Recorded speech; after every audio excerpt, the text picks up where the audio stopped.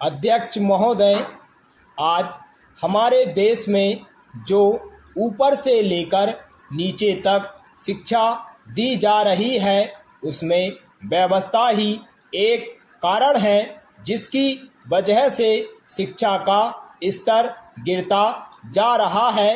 मेरा अपना विचार है कि जो शिक्षा प्रणाली है और जिस रूप में शिक्षा दी जा रही है, वही अनुशासनहीनता का भी कारण है।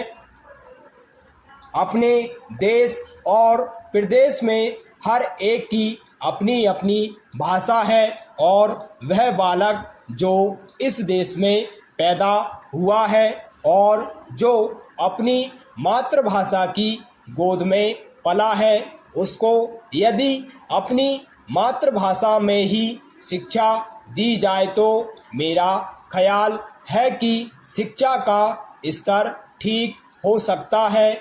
जो सबसे बड़ी भूल और कमी सरकार के द्वारा दी जाने वाली शिक्षा के संबंध में हो रही है, वह यह है कि बालक की मातृभाषा में शिक्षा ना देकर उसको उस भाषा में शिक्षा देने की व्यवस्था की गई है, जो हमारे देश या प्रदेश की भाषा कभी रही ही नहीं। मेरा अभिप्राय विदेशी भाषा अंग्रेजी से है। मैं यह मानकर चलता हूँ कि जब से यह भाषा इस देश में आई है, वह चाहे किसी कारण से आई हो, इसे आप भी और इस माननीय सदन के सदस्य भी जानते हैं कि उससे बुरे परिणाम ही निकले हैं। कोई भलाई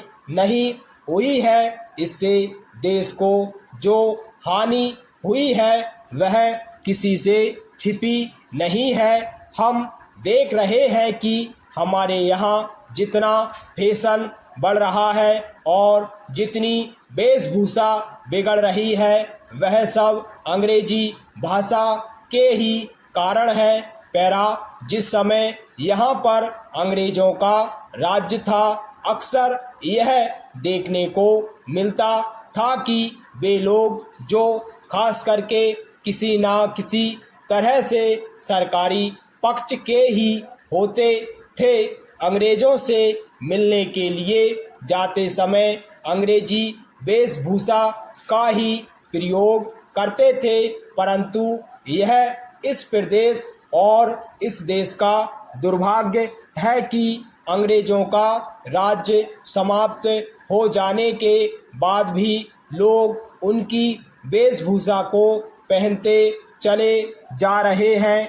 इससे जो प्रभाव हमारे देश के फैशन पर पड़ा, उससे लाभ के बजाय हानि ही हुई है और हो भी रही है। मेरा ऐसा ख्याल है कि अंग्रेजी वेशभूषा से इस देश को बहुत हानि हुई है। विदेशियों के भारत में आने और उसे लूटकर ले जाने से उतनी हानि नहीं हुई। आज लोग अपने देश की वेशभूषा को पहनने के बजाय विदेशी वेशभूषा पहनना चाहते हैं।